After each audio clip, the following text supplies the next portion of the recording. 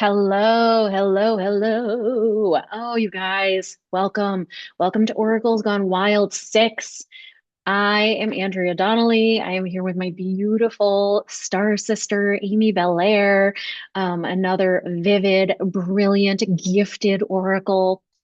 I'm so happy to have you here, to have you here, Amy, for all of us to be in this space of sacred communication and fun. And this is episode number 6. But if you were just, tuning in for the first time, we have a couple of really good prior episodes. And this one is going to be, another, in my opinion, hot topic and urgently needed discussion.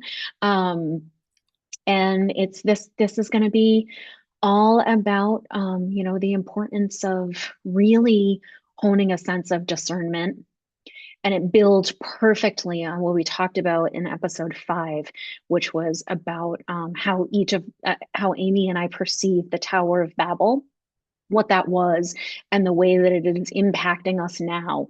And it relates to disconnecting each of us from our heart and from a sense of interconnectivity and from an ability to communicate in a way that is essentially metaphysical and energetic. And it's much deeper than that. It's kind of like, in a lot of ways, it's like the psyop of all psyops.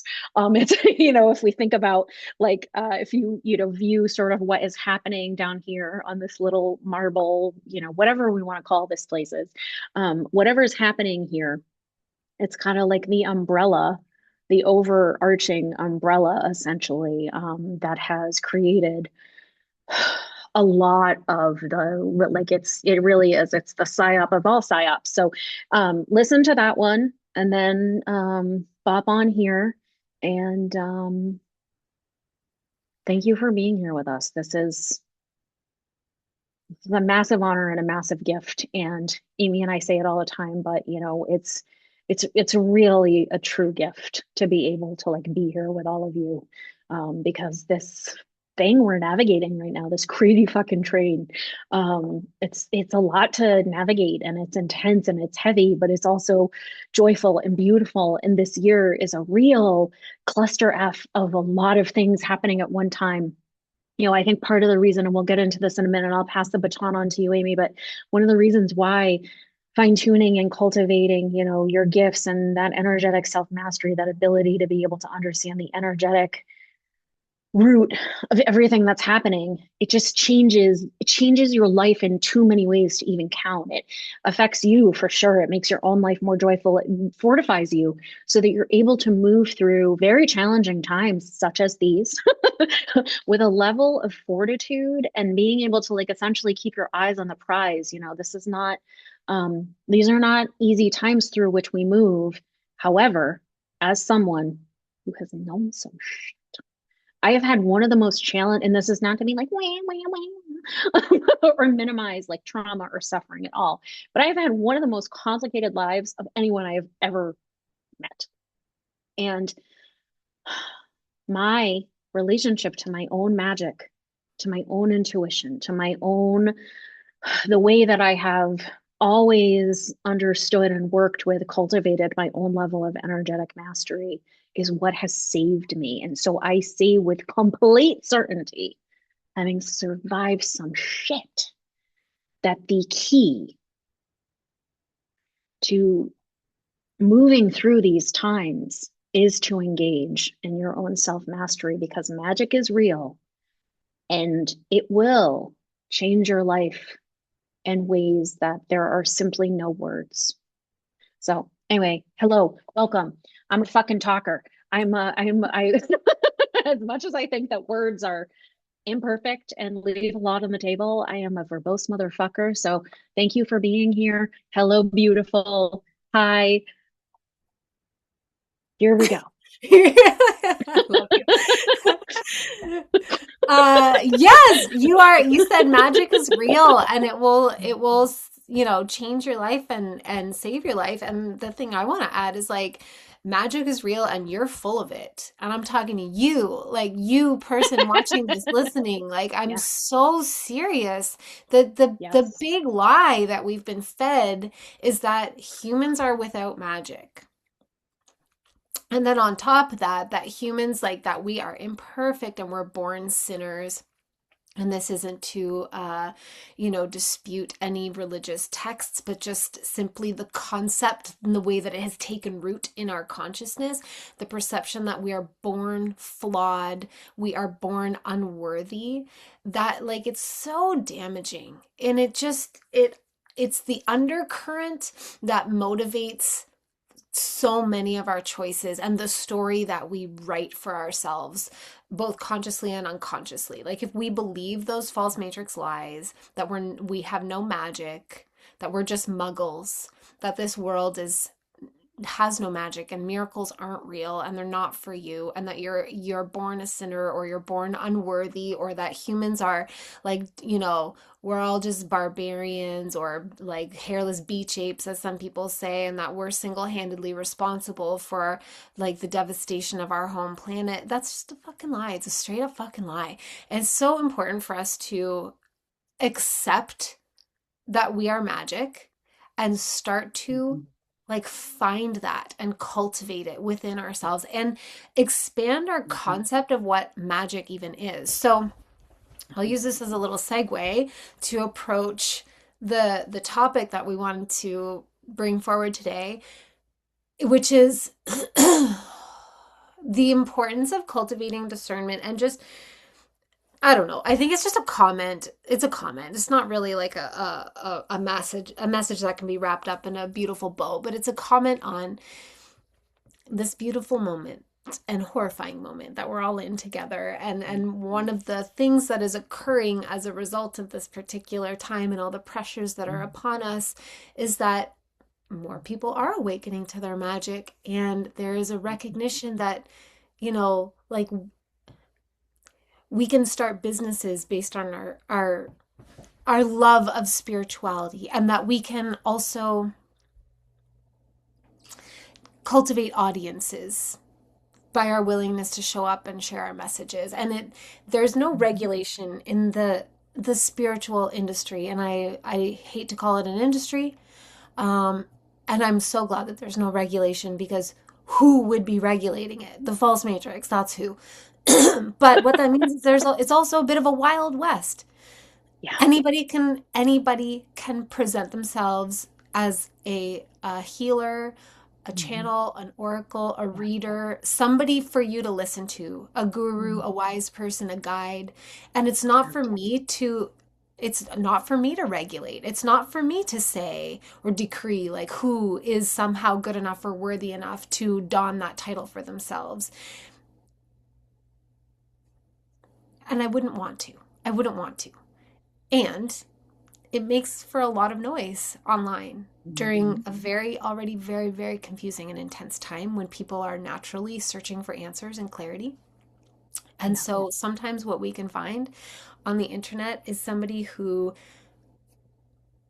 is saying things that feel good to hear on first pass, Mhm. like the part of us that just wants to be soothed is like, yes, Mhm. please keep talking. Like, I want to watch you. I want to watch all your videos. I want to listen to you. Perhaps I want to join your thing, or I want to work with you, or whatever it may be. Sometimes there's money directly exchanged and sometimes there's not. Like, attention is the true currency, right? So sometimes it's just about, like garnering an audience. But it's important to feel into yourself and feel whether something resonates with you truly or not, like whether you want to take it on, and not abdicate your power to somebody who's speaking with confidence. And there's like, you can bullshit a sense of spiritual authority. Mhm. And this is the tricky part about it not being regulated, is like anybody who has confidence can show up and create a YouTube channel or an Instagram or a TikTok Mhm. or whatever, and start saying like, this is what's happening and I'm in contact with the galactic whatever mabob, and these are like, this is what's happening. And again, it's not Mhm. for me to say Mhm. whether that's true or not. And I'm not Mhm. talking about anybody in particular. I'm just noticing Mhm. that Yeah. There are more people joining the scene, and ultimately, the more the merrier. And then it requires a heightened sense of discernment. That like Mhm. that just because a person is saying or performing a sense of spirituality, or Mhm. what we kind of think spirituality might look like, or what it looks like to be a channel, um, for example, doesn't mean that they are, and doesn't mean that the information that they're relaying should be Is- automatically taken in as like greater, higher level truth or what have you. Mhm. You always Mhm. have to pass it through your own discernment. And if it doesn't resonate with you, that also doesn't automatically mean that they're like hijacked, or Mhm. that they're like dark actors or something like that. Mhm. It can just be that that particular piece of information is not it that puzzle piece doesn't fit anywhere in your puzzle, and that's okay. Mhm. Yeah. But the other thing that's sort of polluting the waters a little bit is ChatGPT. And it's very easy Mhm. to create a channeling script through ChatGPT. And a lot of people, some people are doing it in a way that is like they're not telling you that's what they're doing, but they're creating a script for their channeled message. And other people are straight Mhm. up admitting that they are working with ChatGPT or Claude, or large language model AIs Mhm. to channel information. And it's very interesting Mhm. because it's like I just don't believe the Arcturians are talking to us through ChatGPT. I just don't believe that that's true. I don't believe that any of the messages. I've played around with ChatGPT a lot, and all it can do is reflect back to you what you are populating it with. And that's not Mhm. channeling, that's mirroring. And that has its values as well if we understand how to use it. Mhm. But, yeah, I guess I could talk about this for ages. So I'm going to toss it back to you. Receive your Yeah, two cents worth. But I feel like everything that you said is really important. And to build on that and to just add like two things that I always think about when I think about this is, to me, when I think again, it's there are a lot of people out there saying a lot of things. I mentioned on the previous episode that that is, in fact, one of the big flaws in language is that we can all say literally anything. yeah.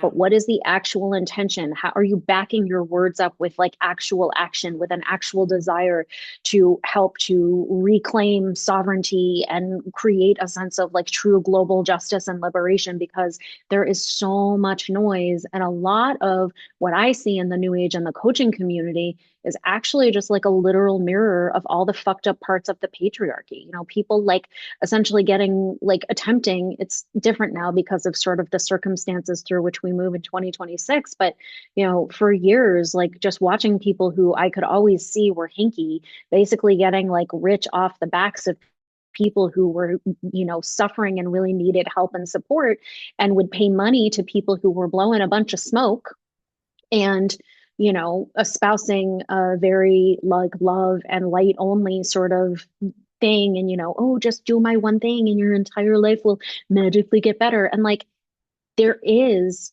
absolutely a profound level. We're literally all walking miracles. Okay. So, like, I believe deeply in miracles. And also, this realm is very complicated. And if someone is selling you a narrative that is just all about the like perfection and the bloobity blue, you just do this one thing and oh, it's all going to get better. Like, this realm right now is very complicated. And to not have, uh, to me, one of the key points of like being ascended, whatever that even means, is to be able to hold multiple perspectives. Can you be the most optimistic, rose colored glasses motherfucker like me and Amy, and also acknowledge that being a human is complicated? That to me is someone to be listened to be able to say that is someone who actually holds a level of authority and wisdom, who has cultivated their own energy to the point that they are like speaking some truth. So that's like one way to me to be like, what does discernment mean in the real world? That's like one way. Um, of being able to tune into that. Like that to me is like a sort of tell, right? It's like a green flag, I guess, right? Is like someone who can hold multiple perspectives, who can acknowledge that things are challenging. And also, we're all miracles, and this realm could completely change in an instant and revert back to our ancient sacred truth when we all just say no more. Okay. So like that's one of the things. And I don't even remember what my other point was, but thinking now I had another thing I was going to say. But the thing you said about ChatGPT feels really important because I feel like one of the ways that the false matrix gets us is by creating a really deep level of disconnect. And I think a lot of people, just because of all of the things, money and time and all the things, are looking to feel better. And I think are like relying on something like Chat GPT to be like a coach, a spiritual advisor, a friend, a lover, like feeling all of these like things that actually the only, to me, if we're going to be engaging in AI, it's to really come at it from an angle of like, you're working for me, you're working for all of us to be able to actually like do something of substance to help us in a way that actually works for us, right? Not the other way around. And I feel like abdicating our sense of community and heart connectivity to these tools is a really misplaced way of engaging with them. Mhm. And to really like connect back. We talked a lot. Again, I can't say enough about the about episode 5 because it's so good. But really like understanding why it's so important right now to reclaim your magic, because magic is both energetic and it's literal. I have so many times in my life where things should never have worked the way that they ended up, and it's literally because of magic. I joke with one of my dear friends that I have a profound amount of magical privilege. And so do you, and so does everybody.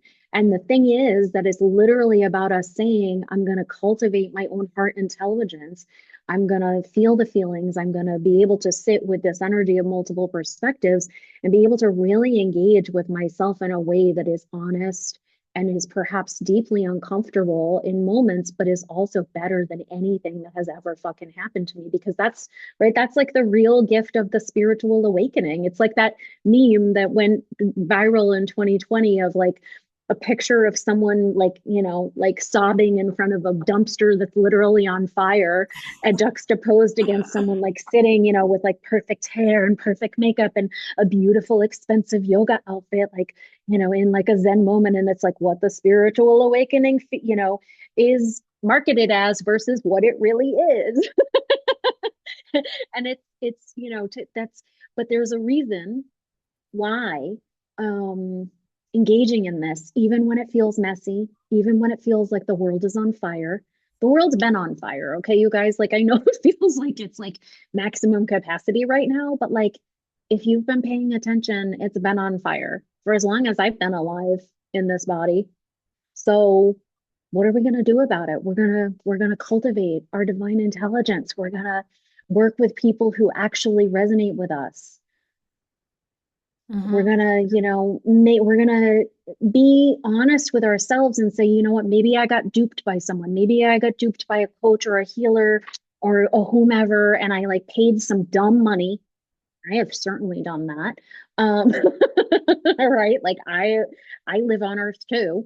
Um, but and then say like, but what's like behind it? What's the bigger, how can I call myself forward? How can that call me through a deeper level of healing? Because as you heal, as you own your own experience, as you make peace with these things, as you really start to like engage in a like complete dissolving of the shame and the doubt and the guilt and the judgment and all the things, it really does change you, and it immediately brings you back into that space of the heart. And that's where your own intuition and your refined capacity to be able to understand what is true, what is like actually, what is actually the real deal for you. That's where you're able to be in that space. So I don't know if any of that made sense, but It that's what made I have total for you. sense. Totally. Okay. And then Yeah. and if you happen to be somebody who's listening or watching this and maybe you haven't been duped, maybe you're new in your awakening process and you're, looking for answers.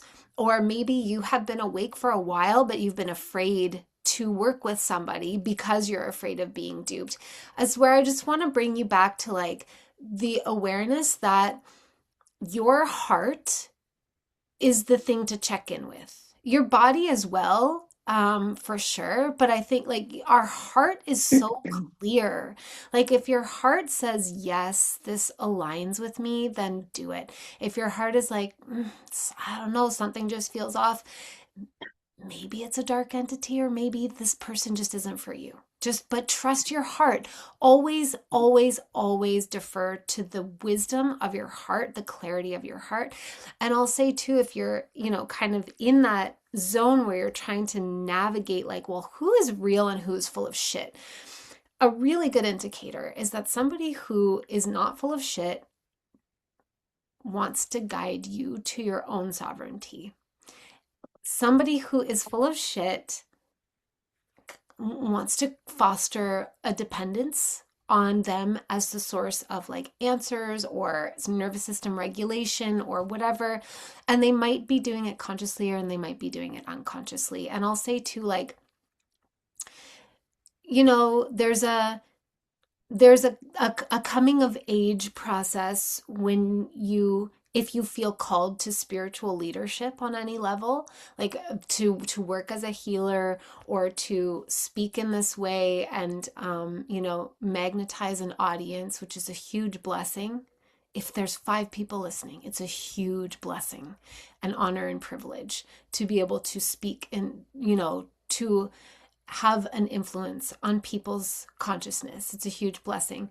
But like if you feel called into that leadership, or just so you know, if you don't, but you're listening and like anybody who feels called into that, there's a coming of age process where like we haven't had a strong template of an example of how to do this. And so we've had to learn, like, I don't know about you, Andrea, but I'm sure it's the same, but like, I just had to figure this out on my own and like figure out all the complex layers of being a reader and being an oracle and the like learning how to hold that level of responsibility, but also learning to detect my ego in the process. And our ego tends to hang out in our blind spots, so we don't always see it. And so sometimes the people that you don't resonate with or that just like rub you the wrong way or they appear to be in their ego, they might just be in the coming of age process of like figuring out how to step into this archetypal role that's a pretty big deal in a wounded world where we've had wounded paradigms. And so also when you're engaging with like a reader, a channel, a healer, an oracle, whatever, anybody who seems to position themselves with a sense of confidence and authority on spiritual matters, um, don't understand that you have equal access to the truth. You have equal access to the answers within yourself and your own healing, and nobody's healing you. You are cooperating with the process of being held and witnessed and having your healing facilitated by another, but your healing is coming from you. And the same with, like having a reading for a soul retrieval, for example, or an Akashic reading to just understand like soul contracts or karma or something like that. It, you, I mean, it's your Akashic records. Like you have access to all that information. It's just helpful sometimes to have somebody else to be in that receptive space while somebody else does the work of bringing it out and articulating it for you to see and understand at a more conscious level. But you have access to all that information. So there should never be like a pedestalizing or a hierarchy when it comes to anybody who has stepped into spiritual leadership on any level. Like that's just, there's no need, there's no superiority or inferiority. Everybody's on even ground. It's just that some people feel called to this as a form of leadership, and the process of refining it can be a little bit messy. We all have Yeah. egos here on earth. Yeah. Yep. I think of it like that old punk saying, no gods, no masters. Like I both believe in Yeah. God and also anyone who is trying to hook you into like, they're your guru. There is no one outside of you. This is all a Yeah. journey of coming home to yourself. And the real deal people are the ones who are going to help you cultivate that, right? Like they're going to be the ones who, or that's what you and I, everything you and I do is literally to help reconnect people back to their own ancient sacred truth and their divine intelligence so that they understand, what does my intuition look like? How do my psychic gifts come on? Line, how do I like make sense of this? How do I track the data in my own life experience so that I can actually embody the unique way through which I perceive and move through the world? And that is the real way that you are going to be able to like have someone who can be like a teacher and a guide essentially for you, to be able to help you anchor into like your own dynamic, dazzling, beautiful sacred truth. And before I started my practice officially in 2020, I had been doing energy work since 2021. Wait, not 2021, sorry. I can't do math. I don't know words. I had been doing energy work since 2001, since and I've been studied metaphysical things for years prior to that. And that was like right when I was graduating from college. I'm going to be 47 soon. So like I have been on this path for a long time. I honed my craft on myself. I did years of very beautiful trades with other people where I gave them future medicine, which is what my modality is called, in exchange for me really understanding what I was doing. I always knew I was going to land here, but I wanted to be able to know that when I actually like hung my shingle, as it were, that I had reached a level of my own self mastery so that I would be the best guide possible. And I think that is like really another thing. Like not everybody needs to spend right like 20, 30 years on like a like honing your craft before you share things. That's not what I'm saying, but I do think to your point that there is a depth of experience, and I think that in order for someone to be able to actually help be your best guide possible, they need to have lived through some shit. They need to know what they're doing. They need to have done a lot to hone their craft before they come out on the scene and actually start like calling themselves a whatever, in order for from my perspective to be sharing something of like true depth and merit. So yeah, I feel like this is like kind of the perfect, felt like a good thing to just like pop on here and share this part of it. Hmm. Yeah, yeah, because it's really important. And this is definitely something I feel like we'll talk more about this, you guys. Like, I think we need to wrap things up because Amy has some 3D things that she's got to go do. But yeah, we really, this feels like very important piece of the puzzle Yeah, of guiding you out of the matrix and home to your own heart. absolutely. Totally. Find us, in all of our places. The links will be in the show notes, etc. But Andrea is Sea Witchery on Instagram, like SEA, like the sea, witchery.